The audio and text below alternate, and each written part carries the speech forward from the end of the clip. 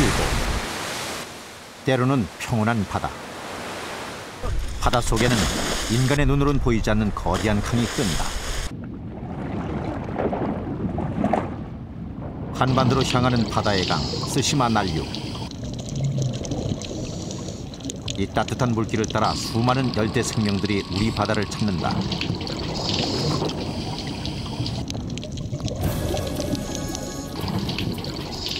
그런데 최근 스시마 난류의 세력이 강해지면서 우리 바다 속에는 변화가 휘몰아치고 있다.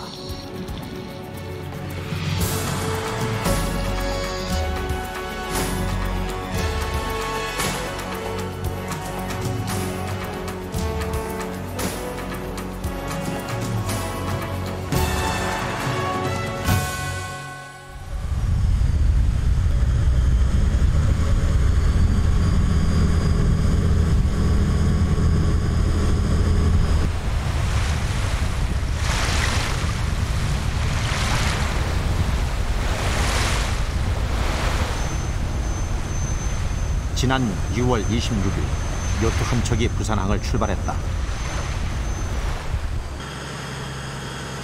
이번 항해의 목적은 한반도 주변의 해양 생태에 큰 영향을 미치는 스시마 난류를 조사하기 위해서다.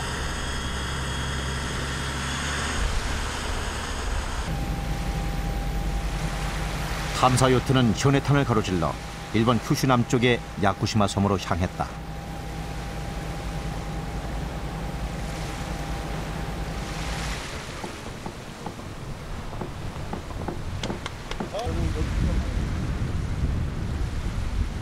(5일간의) 긴 항해 끝에 목적지 야쿠시마에 도착했다.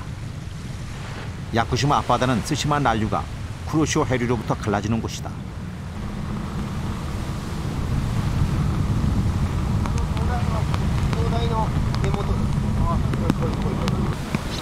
이번 탐사에는 국내 최고의 해양학자들이 참여했다. 25년간 해양 어류를 연구해온 영정구 박사. 저쪽엔 주로 이게 산호예요. 물고기는 지금 다른 거. 무척추 동물의 권위자 손민호 박사.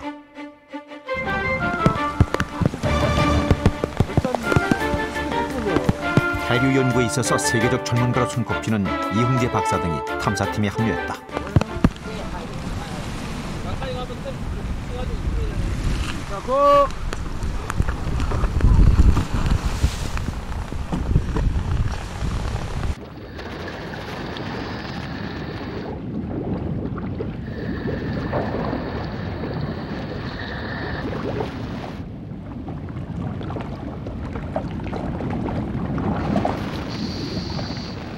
치명적인 독을 지닌 열대 바다뱀이 탐사대원에게 접근한다.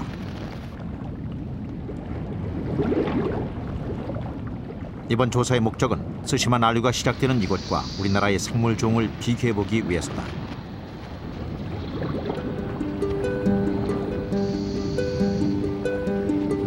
야쿠시마 바닷속은 적도 바다를 그대로 옮겨놓은 듯 열대어들의 천국이다.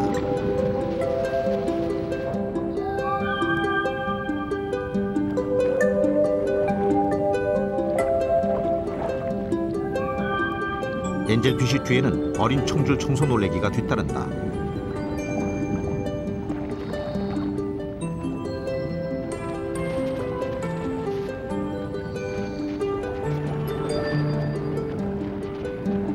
열대어들이 적도에서 수천 킬로미터 떨어진 이곳까지 이동할 수 있었던 이유는 따뜻한 물길인 쿠로시오 난류 때문이다.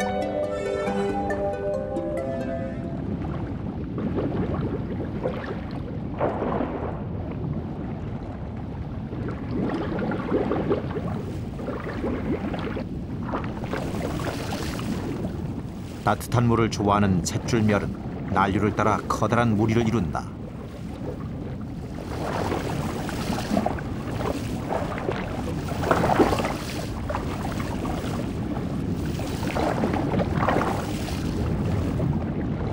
녀석들을 뒤쫓는 것은 참치 방어떼다. 사냥에 나선 방어들. 바닷속에는 한바탕 소동이 벌어진다. 난류가 워낙 강하게 맞춰서 이 산의 모습은 온대처럼 보이는데 물속은 거의 열대입니다.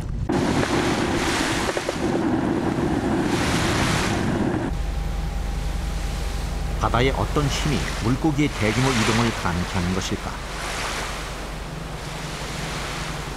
탐사팀은 쿠로시오 본류를 찾아 야쿠시마 남서쪽 바다로 향했다.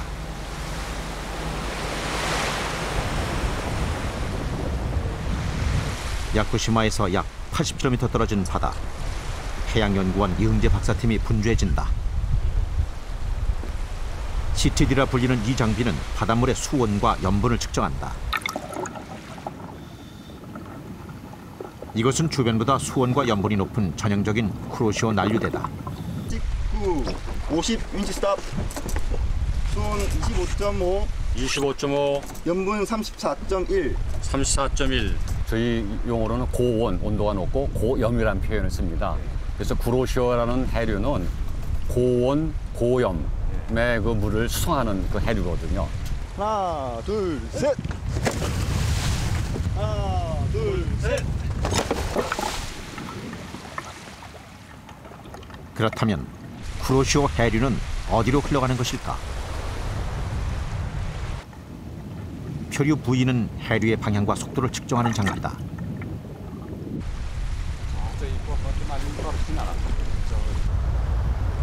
부위는 해류를 타고 눈에서 멀어져 간다. 표류 부위는 저궤도 통신 위성에 신호를 보내 해류의 이동 경로를 알려준다. 북쪽까지 거리를 한번 계산하면 1200km 내지 한 1300km 정도 나오지 않겠습니까? 그러면은 그게 본류를 타고 바로 직접 간다고 가정을 하면 가장 빨리 가면 얼마 며칠 만에 도달할 수 있을까 보면 한 40일에서 한 45일 정도 걸리지 않을까. 서태평양 적도 바닷속.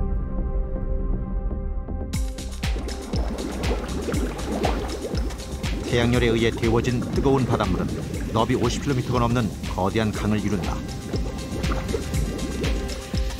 쿠로시오 해류는 필리핀 앞바다에서 방향을 틀어 시속 9km의 빠른 속도로 북상한다. 야쿠시마 남서쪽에서 쿠로시오와 갈라진 스시마 난류는 우리 바다에 적도의 뜨거운 열을 공급하는 유일한 해류다.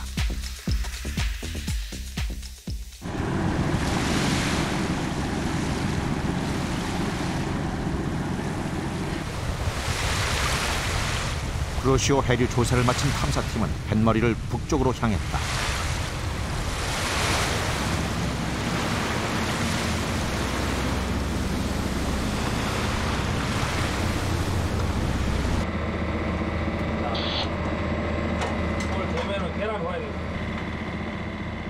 탐사 요트에는 간단한 조리를 할 수 있는 주방 시설이 갖추어져 있다.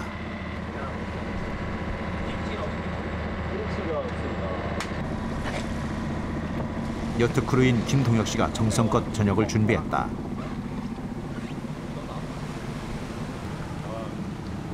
오늘의 메뉴는 하이라이스.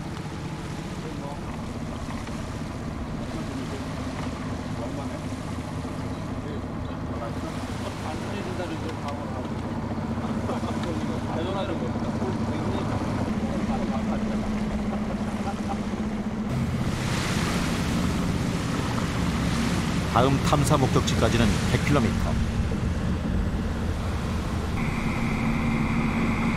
오늘은 밤새 항해를 해야 한다.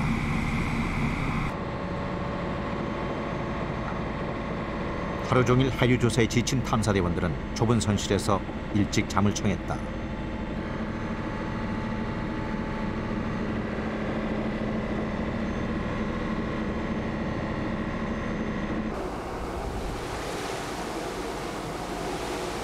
이튿날 아침, 탐사선은 야쿠시마 섬 이소만에 도착했다.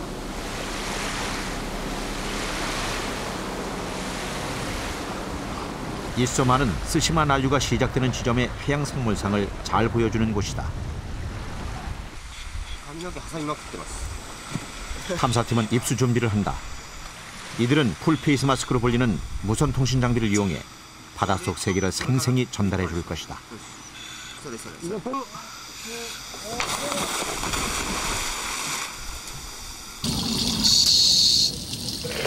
예, 물속에서 거북이를 만났습니다. 예, 산란을 앞두고 왕성한 식욕을 가지고 천적을 뜯어먹고 있습니다.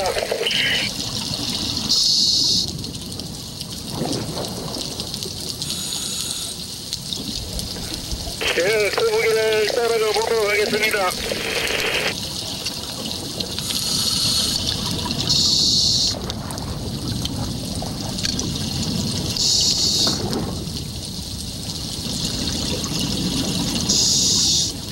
거북은 탐사대원들을 아열대 바다의 세계로 안내한다.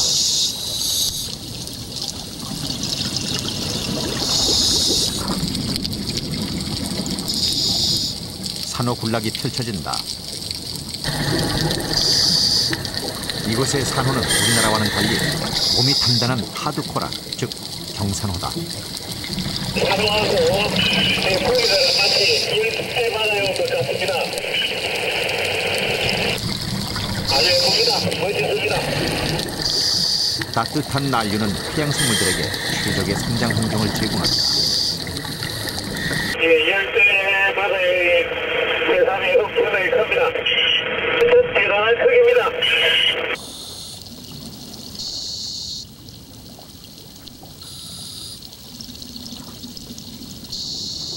열대 물고기인 곰치는 은신의 귀재다.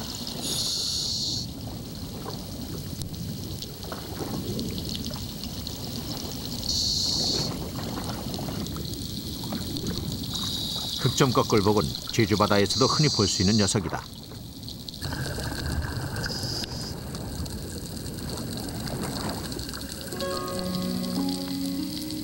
짝짓기를 마친 갑오징어가 어디론가 이동한다.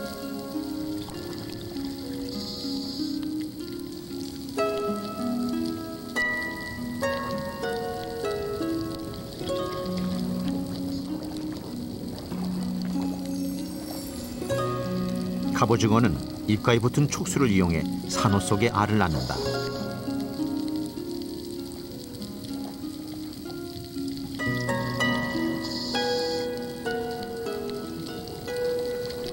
갑오징어는 한 번에 약 200개의 알을 낳는다.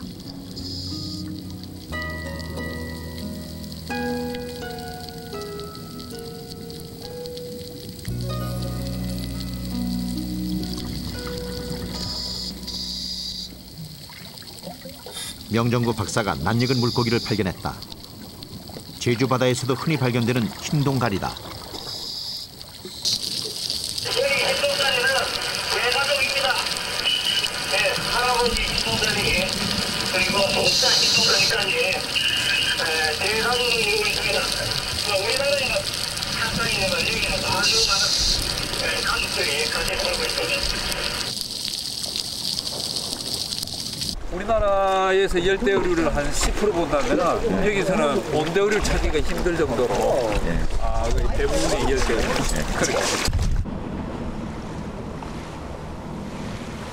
일본 해역에서 5일간의 조사를 마치고 카고시마 항을 출발했다.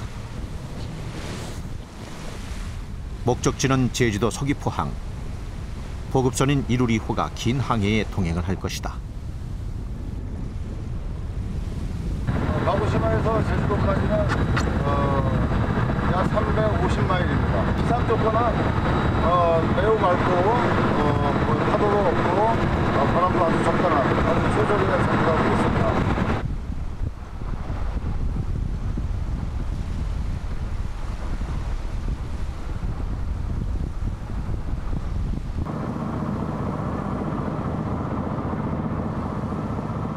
명정구 박사는 야쿠시마에서 관찰한 어류들을 분류하고 있다. 탐사가 끝나면 대원들은 조사 보고서를 낼 예정이다.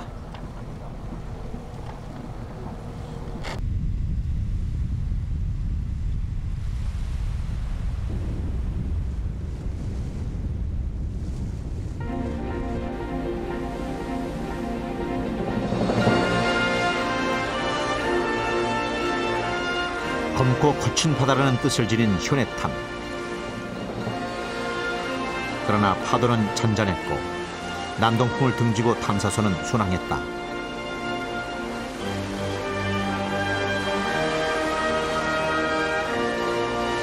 스시마 난류는 우리 바다로 흐르는 해류지만 최초의 과학적인 조사는 일제강점기인 1932년 일본인 해양학자 우다에 의해서였다.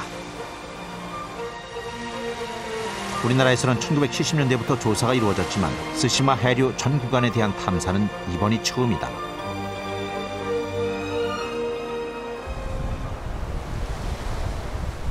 서귀포까지 650km의 긴 항해. 돌고래떼가 탐사대원들의 무료함을 달랜다.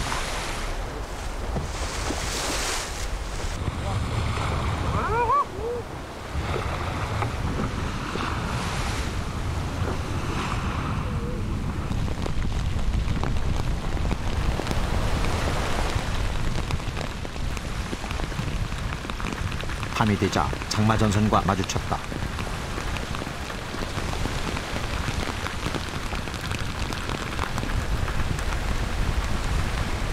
요트 크루들은 교대로 당직을 서며 세찬 비바람과 맞서야 했다.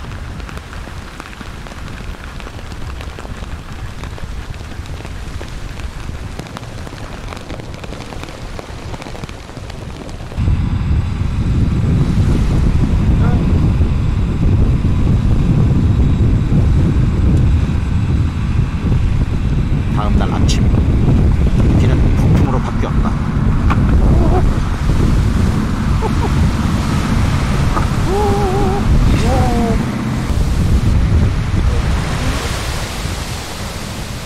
바다는 거칠어지고 높이 3m의 큰 파도가 일었다.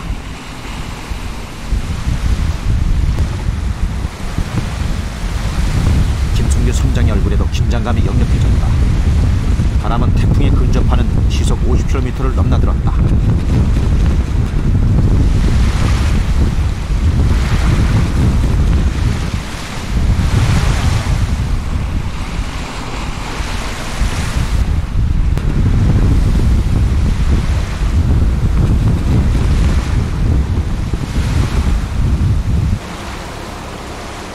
이날 제주 앞바다에는 모든 선박의 운항을 금지하는 풍랑주의보가 내려졌다.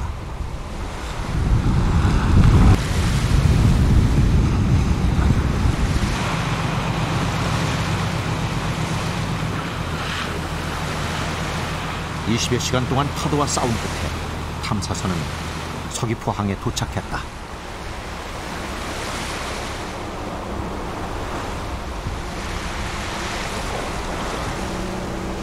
서귀포 앞 문섬은 우리나라에서 가장 먼저 스시마 난류의 영향을 받는 곳이다. 다음 날에도 파도는 잦아들지 않았다.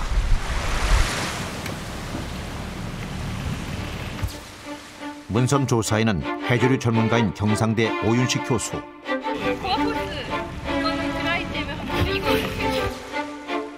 이화여대 생물학과 산호연구팀이 탐사팀에 합류했다.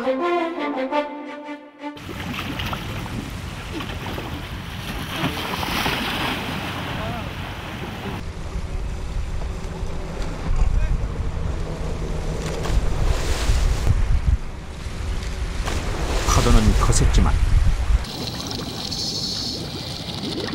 바닷속은 의외로 잔잔했다.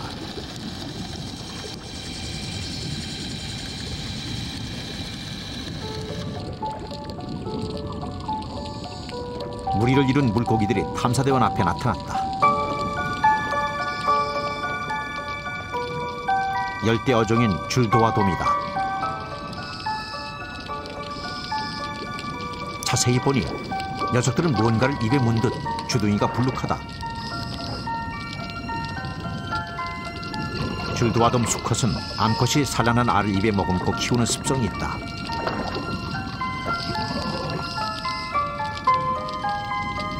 명정구 박사는 문섬 조사에서 열대어와 아열대 어종이 전체 어종의 90%를 차지하고 있음을 확인했다. 온대 어종은 10%에 불과했다.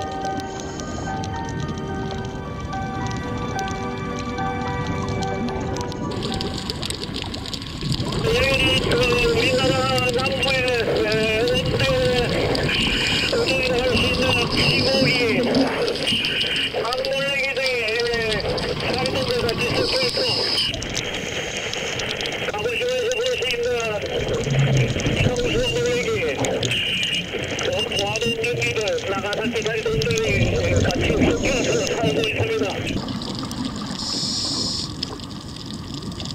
열대 어종인 청줄돔이나 새별돔이 문섬에 정착한 지는 이미 오래다.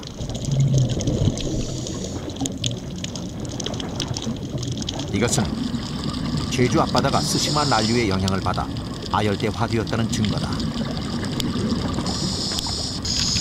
한동안 저 열대바다에서 스시마 난류를 타고 우리나라 남쪽 바다에까지 먼 여행을 해서 여기까지 도달했습니다.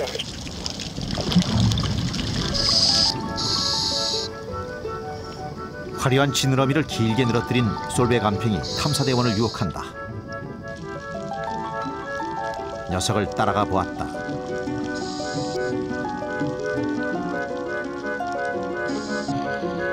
야쿠시마에서 보았던 흰 동가리가 모습을 드러낸다.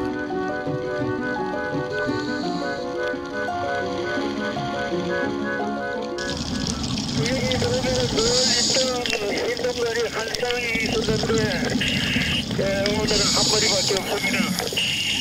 아마 한 마리가 멀리 외출을 갔나 봅니다. 야쿠시마에서 관찰한 물고기 중 약 30%가 문섬에도 서식하고 있음이 확인됐다. 자유롭게 이동하는 물고기와는 달리 뿌리를 내려야 하는 해조류는 기후변화에 늦게 반응한다. 경상대 오윤식 교수는 최근 제주 바닷속에 큰 변화가 일고 있음을 확인했다. 미기록종으로 아열대성 해조류인 분홍치과에 속하는 홍조류의 번식이 급속히 확산되고 있는 것이다.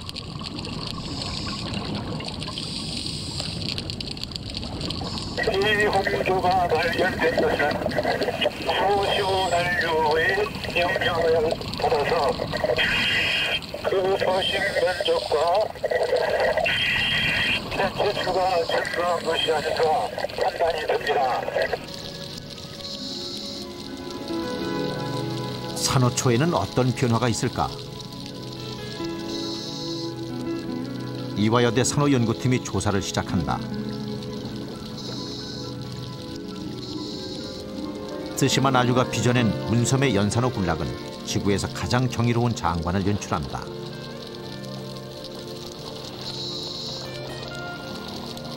저는 지금 수시 리미터 지점에 와 있는데요.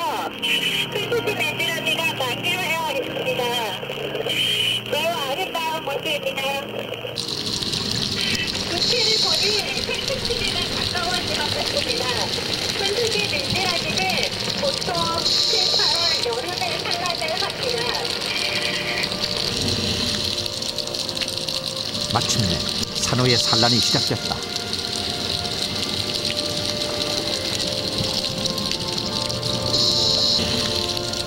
산호는 조류가 센 날을 골라 암컷이 산란을 하고 수컷이 정자를 방출해 수정이 이루어진다.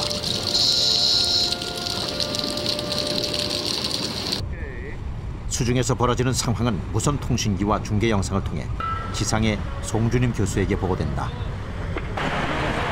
수지맨드라미 족속도 보일 것 같은데요? 네, 지금 낮 시간인데도 불구하고 숲수가 트여 있는 것을 확인할 수 있습니다.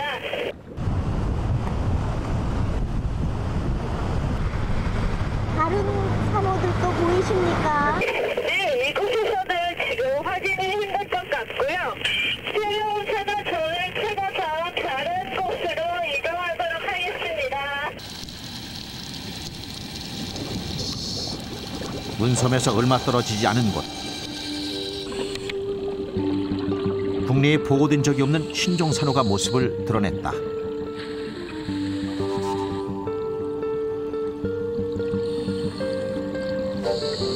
열대 산호인 가죽 맨드라미는 오키나와에서 주로 발견되는 것이다. 제가 35년 이상을 이 바다를 조사를 했었는데 그동안에 보이지 않는 그런 산호종입니다. 지금 오키나와의 산호초에 사는 그런 시뮬라리아 속이라고 지금 그런 종류는 열대 바다에서 나는 것이 큰 특징인데 우리 지금 그 제주 연안에서 그게 발견됐다고 하는 거는 우리 바다가 지금 그런 열대 바다의 영향을 굉장히 많이 받고 있다는 것을 증거하는 것입니다.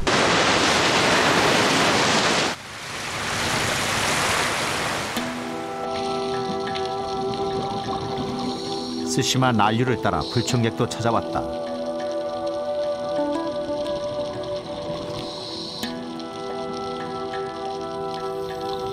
예년에 비해 10배나 많은 노무라 입깃 해파리가 남해안으로 확산돼 어민들에게 막대한 피해를 낳고 있다.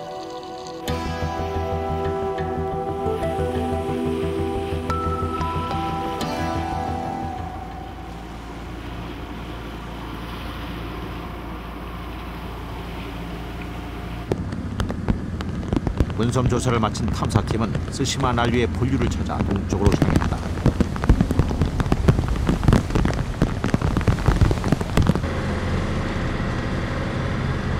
북상했던 장마 전선이 다시 제주 바다로 내려왔다.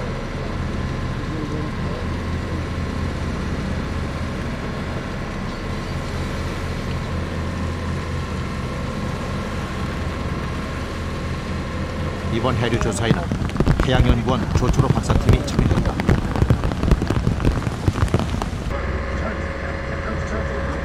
송규민 연구원은 해멀미 때문에 몸을 거누기도 힘들다.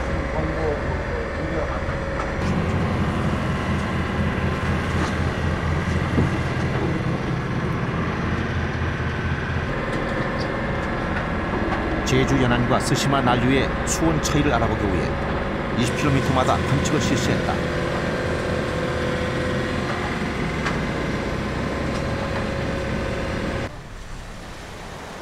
세 차례의 측정 결과 바닷속 수온은 동쪽으로 갈수록 높아졌다. 서귀포에서 동쪽으로 90km 떨어진 바다에서 스시마 난류의 본류를 찾았다. 수온 15.2, 염분 33. 시간 11시 52분입니다. 11시 52분. 그 서귀포보다 동쪽으로 50마일 떨어진 해역에서 수온은 약 한 5도씨 정도 높고 염분은 약 0.5ps 정도 높은 고온 고염의 전형적인 스시마 난류의 수계를 관측을 했습니다. 지난 40년간 한반도 주변 바다의 표층 수온은 1.04도 상승했다. 지구 평균보다 1.7배나 빠른 속도다. 특히 남해의 수온 상승이 가장 높았다.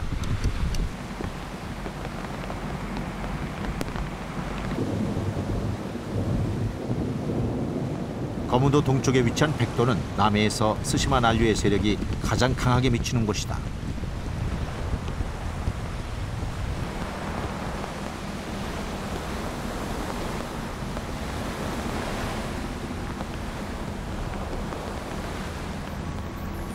안개가 걷히자 백도 군도가 모습을 드러냈다.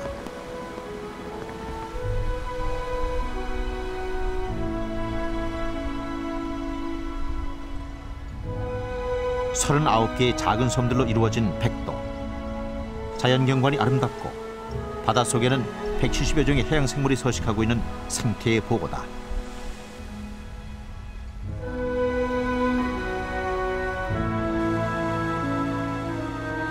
이런 이유로 백도 주변 200m 해역은 보호구역으로 지정돼 있다.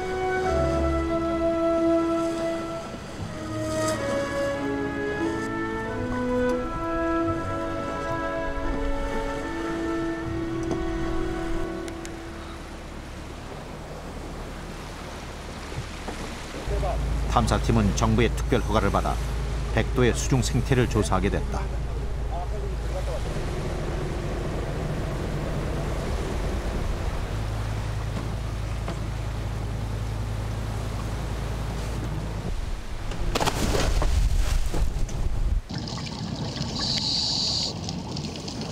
난대성 해조류인 감태가 무성한 숲을 이루고 있다.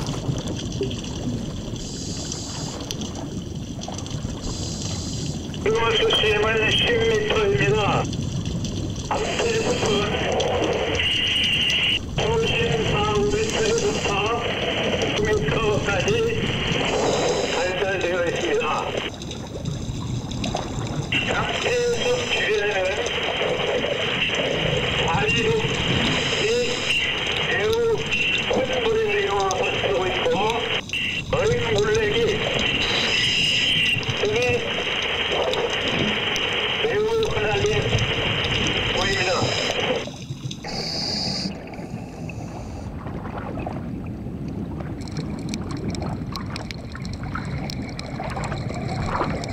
바위 틈에는 아열대 어종인 자리돔과 난대성인 돌돔 등이 무리를 이루고 있다.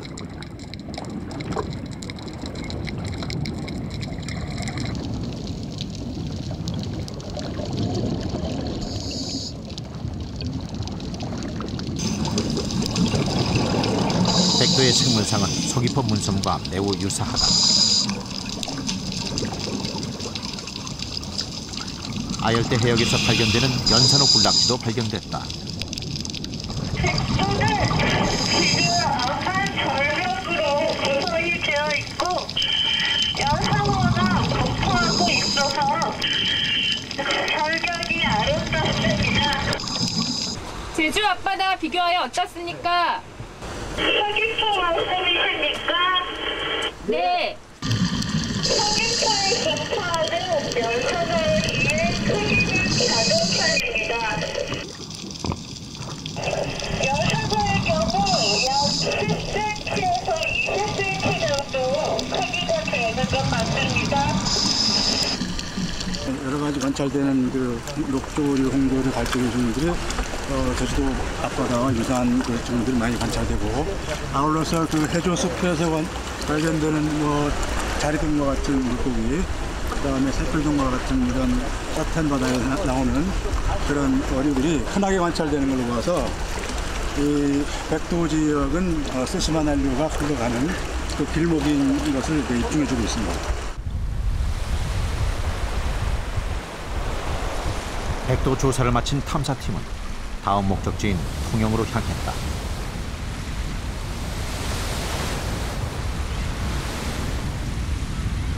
항해 도중 한 탐사대원이 뭔가를 발견했다.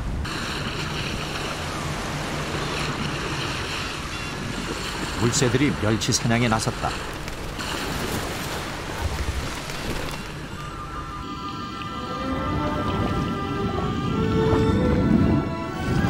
바닷속에는 멸치떼가 난류를 타고 이동하고 있다.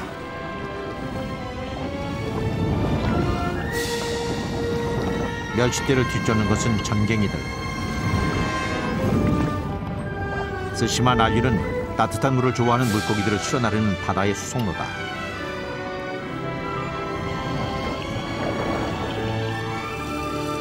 멸치떼를 뒤쫓는 또 다른 무리는 갈치. 갈치는 마치 칼날을 휘두르듯 몸을 세워 멸치 사냥에 나선다.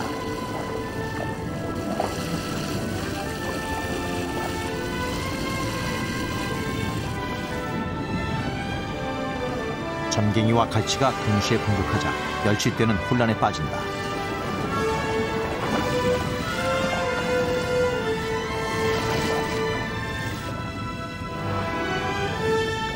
때로는 온난화가 풍요를 가져오기도 한다. 수온 상승으로 갈치 어장이 일찍 형성되면서 제주어민들은 지난 한 해 사상 최고의 갈치 어획고를 올렸다.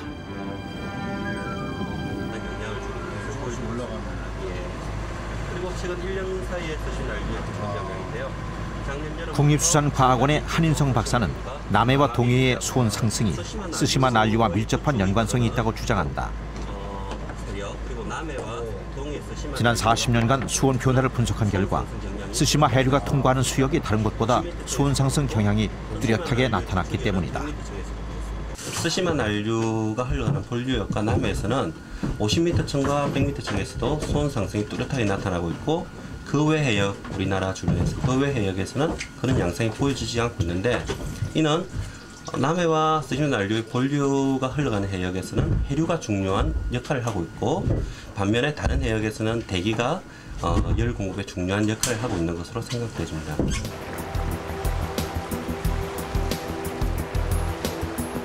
흑가오리나 참다랑어와 같은 아열대 어류들이 자주 잡히는 것은 한반도 주변 바다에 큰 변화가 있음을 의미한다.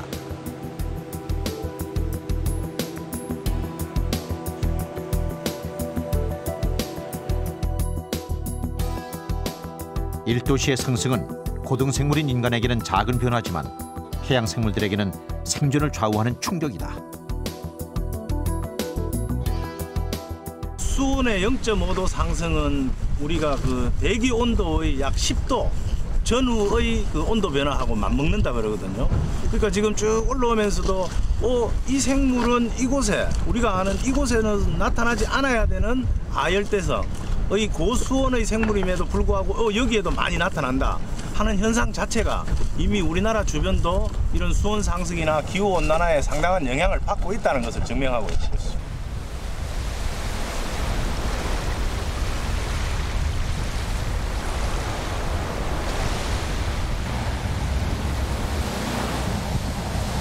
명정구 박사는 경남 통영의 바다 목장에서 중요한 실험을 하고 있다. 온대바다인 이곳에서 아열대 어종인 참다랑어의 양식 가능성을 알아보는 것이다.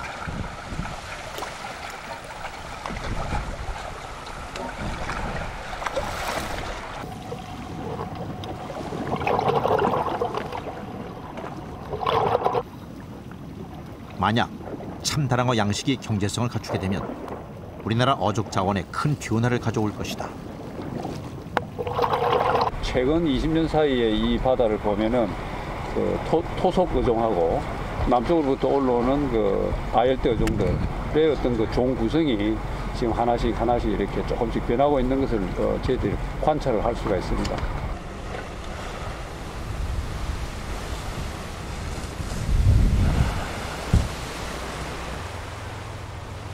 7월이 되면 통영 앞바다에는 거대한 멸치 어장이 형성된다.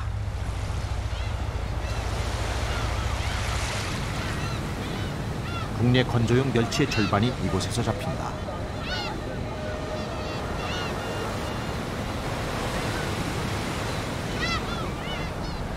긴 그물을 감아 올리자 엄청난 양의 고기가 딸려온다.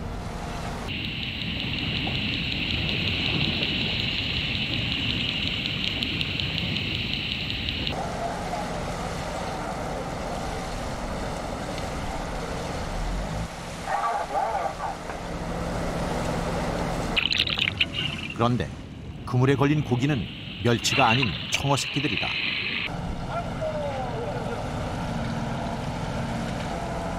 동해의 찬바다에서 잡히던 청어가 남해에서 잡힌 것이다.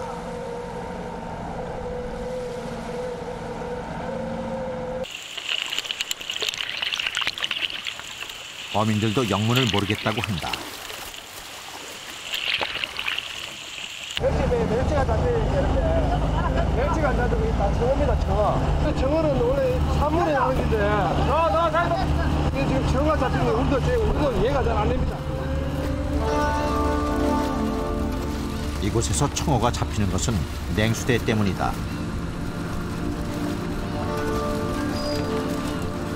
스시마 난류가 영향을 미치는 곳에서는 수온이 오른 반면 다른 한쪽에서는 수온이 내려가는 이상한 일이 벌어지고 있다.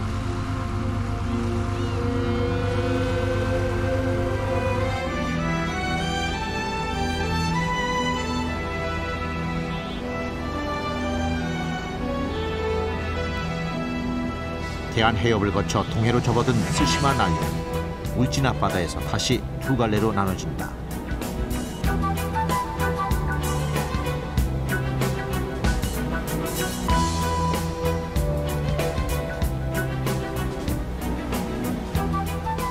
동해바다는 스시마 난류가 북쪽의 찬 공기와 만나 식혀지는 곳이다.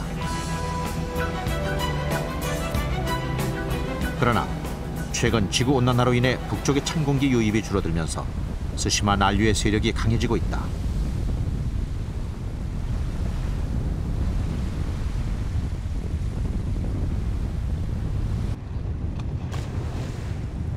삼척 앞바다에서 해녀들을 만났다.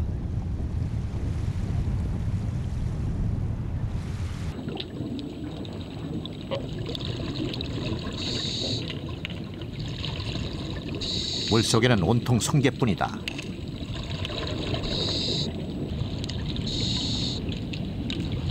바닷속의 해조류가 사라지는 이른바 갯녹음 현상 때문이다.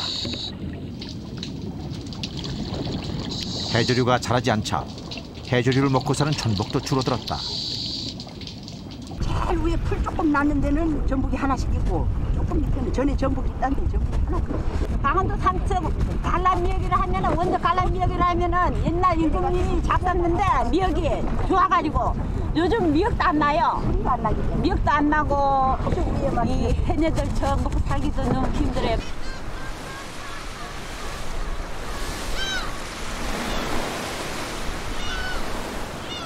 원래는 한 5에서 10m 정도 살던 미역이 깊은 수심으로 쑥 들어가 있었어요. 국립수산과학원에서는 갯녹음 확산을 막기 위한 연구를 진행하고 있다.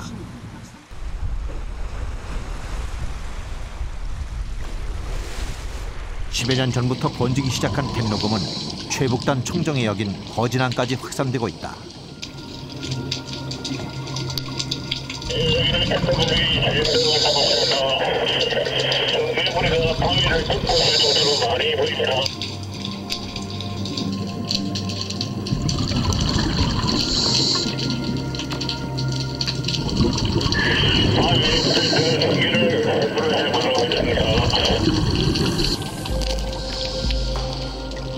성게를 해부하자 해조류를 제대로 섭취하지 못한 듯 몸속에서 바위가루가 나온다. 온대성 조식 동물인 붉은 성게류가 그 강원 북부 해역의 우중적으로서 자리를 잡았습니다. 이러한 것은 따뜻한 해류가 지속적으로 북상하고 있다는 것을 말해주고 있습니다.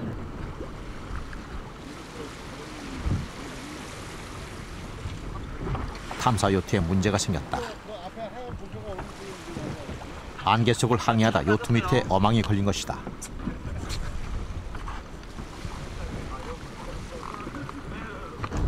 지금 배 밑에 그물이 걸려가지고요. 그 그물을 이제 넘기려고 내려가는 중입니다.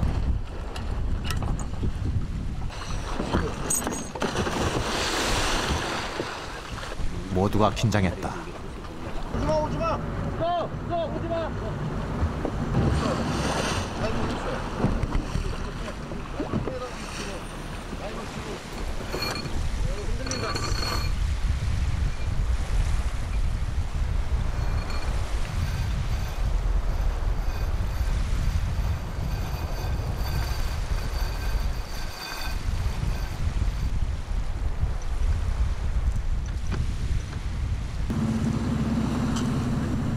탐사팀은 다시 토치를 올리고 울릉도로 향했다.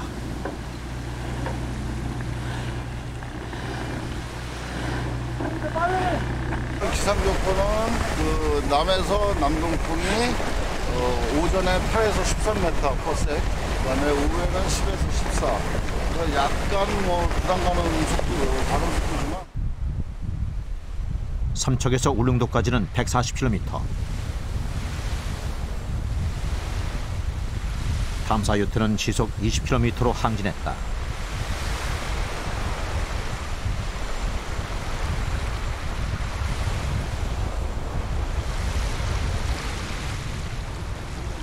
멀리 해양 경비정으로부터 안개 속 안전 운항을 당부하는 무전이 계속 날아들었다.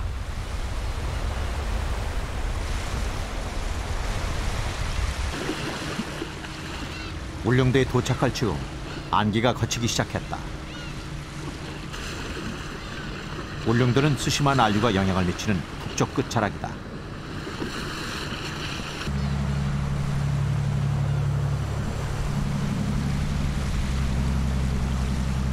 탐사하기에는 한없이 좋은 날씨다.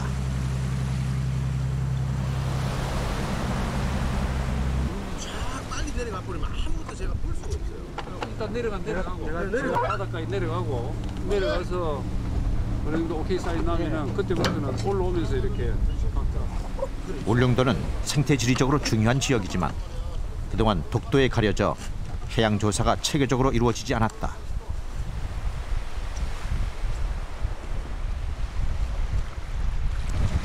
울릉도가 이제 제주도하고 독도하고 조금 또 다르리라 생각하는데 인위적인 간섭이 가장 상대적으로 적은 부분입니다. 그래서 이쪽은 무척지 동물도 종 다양성이 다른 곳에 비해서 아마 상당히 종 다양성이 높지 않을까. 아무래도 이 본토하고 격리된 지역이 돼서 이 해조상이 굉장히 건강한 것으로 알려져 있습니다. 직접 확인해 볼 것입니다.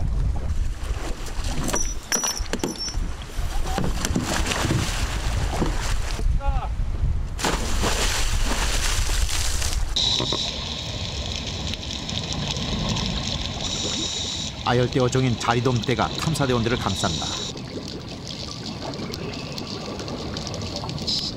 난대성 회유 어종인 방어떼도 보인다.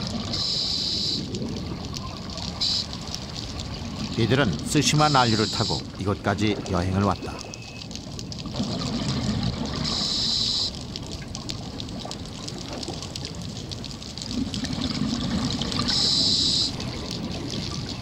이번 조사에서 울릉도에는 열대와 아열대 어종이 60%, 온대 어종이 약 40% 서식하고 있음이 확인됐다.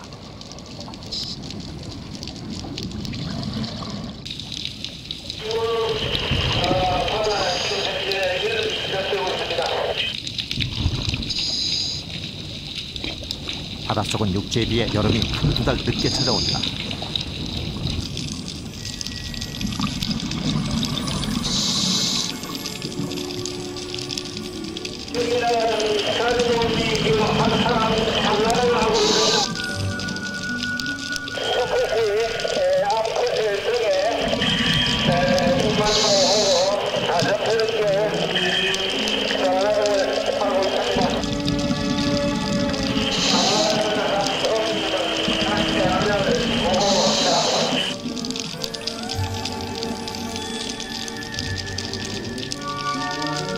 자리돔이 산란을 하고 나면 불청객이 몰려든다.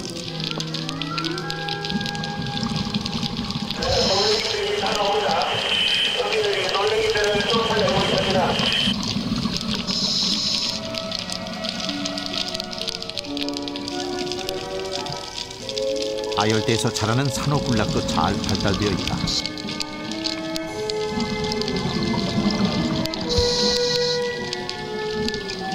부채뿔 산호는 촉수를 벌려 산란 준비를 한다.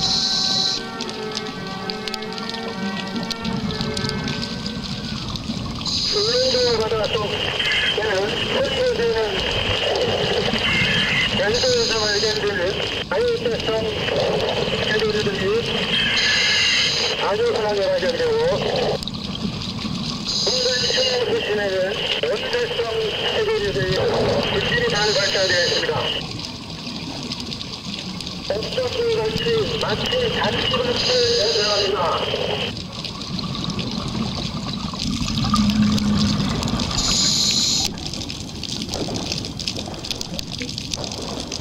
울릉도 바다는 온대와 아열대 생물들이 공존하는 독특한 생태를 보인다.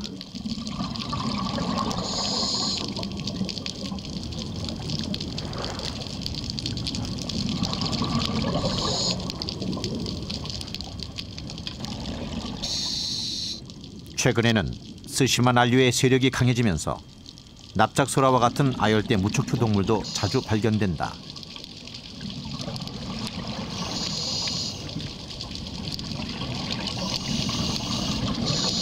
여기는 그 온대성 무척추동물하고 아열대성 무척추동물, 즉 제주도 이남 쪽에서 많이 나타나는 수영고동이나 보석말미잘도 나타나면서 그 외의 것들은 온대성 일반 무척추동물들이 많이 나타나는 완전 혼합 지역으로 판단이 됩니다.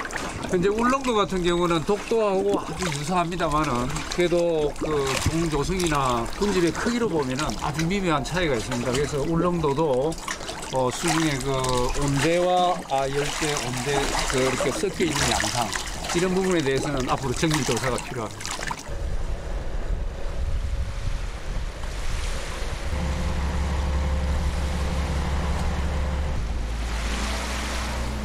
탐사는 막바지에 이르렀다.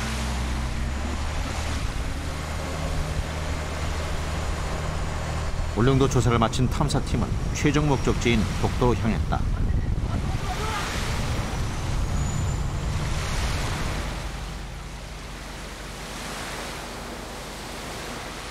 울릉도에서 독도까지는 92km. 독도는 작지만 우리 바다를 넓게 해주는 섬이다.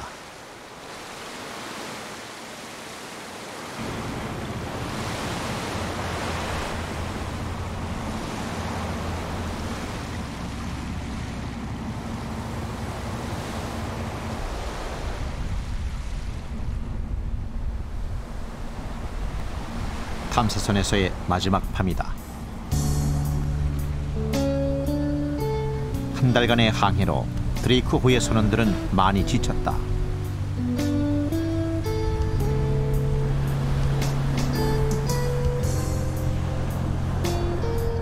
독도로 가는 길은 늘 설레인다.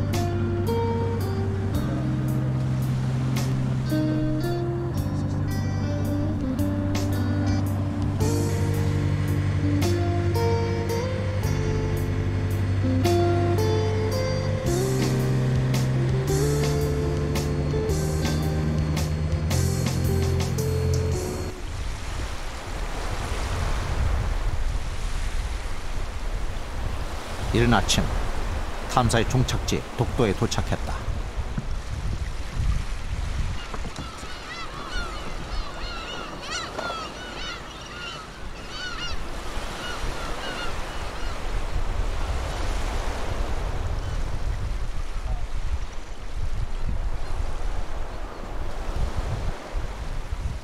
쿠로시오에서 갈라져 1200km를 달려온 스시마 난류는 독도 바다를 데우고 동쪽으로 사라진다.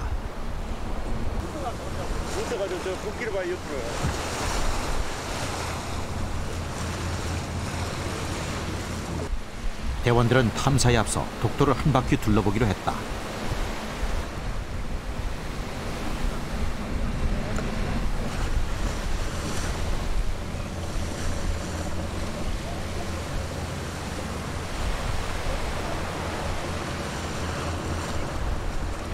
섬은 작지만 이 생물상으로는 절묘하게 그런 우리가 잘 볼 수 없는, 제주도는 완전히 아열대지만 여기는 한 70~80%가 아열대고 나머지 20~30%는 온대 해역의 생물상을 보여주는 지역이죠.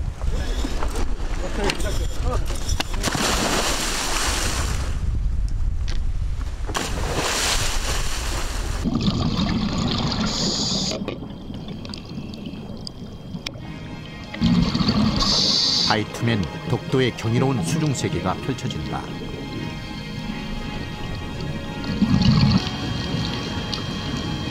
독도에서 관찰된 어종 중 열대와 아열대 어종은 약 60%.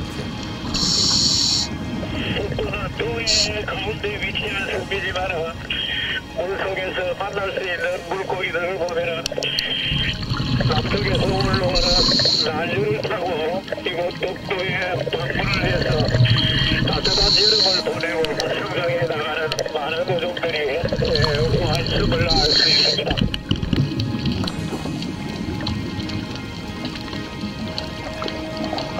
독도 바닷속은 아직 초여름. 한여름이 되면 파랑돔이 먼 제주 바다에서 이곳으로 여행을 와 산란을 할 것이다.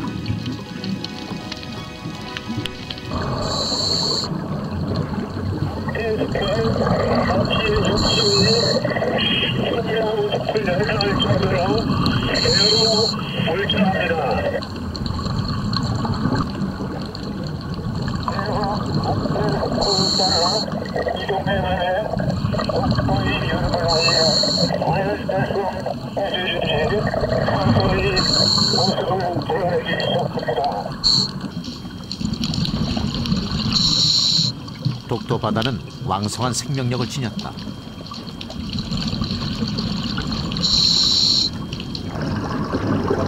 그러나 최근 이곳에도 변화의 조짐이 나타나고 있다. 여기서 발견한 이 대가상에는 주로 수온이 바로 높은 아열대 상이나 고도 지역의 생선이 발견되는 것입니다. 저도 이 언론이나 독도 탐사를 여러 번 참여했지만 이 정도 크기의 이 종을 발견한 것은 처음인 것 같습니다. 위로부터 내려오는 찬물과 또 밑에서 올라오는 따신물이 합쳐지면서 그 온대성, 아열대성 또는 한대성, 특히 독도 같은 경우는 지금 뭐 찬물과 따신물이 완전히 섞여 있는 뭐 교과서와 같은 그런 곳입니다. 그래서 독도를 마지막으로 탐사는 끝이 났다. 고생하셨습니다. 고생하셨습니다.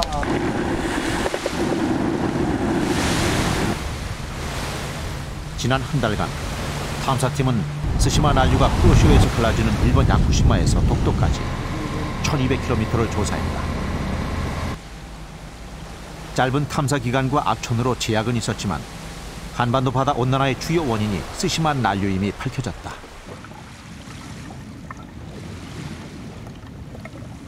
해안앱을 통해서 들어온 스시마 난류는 북상하여서 차가워져 다시 가라앉아서 남쪽으로 내려오게 됩니다. 최근 지구온난화 관계돼서 이렇게 따뜻한 물이 아래쪽으로 가라앉을 수 있는 힘 자체가 약해지고 또 그렇게 가라앉을 수 있는 이벤트 자체가 줄어들게 됩니다. 이와 같은 지구온난화 관계된 양상은 대양의 지구온난화를 연구하는 데 동해가 매우 중요한 모델로서 사용될 수 있다.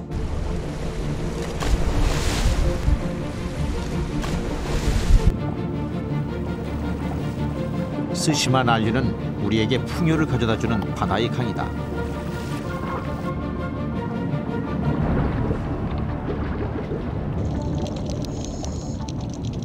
그러나 스시마 난류의 세력이 강해지면서 새로운 종이 출현하고 서식 면적이 확대되는 등 이상 징후들이 나타나고 있다.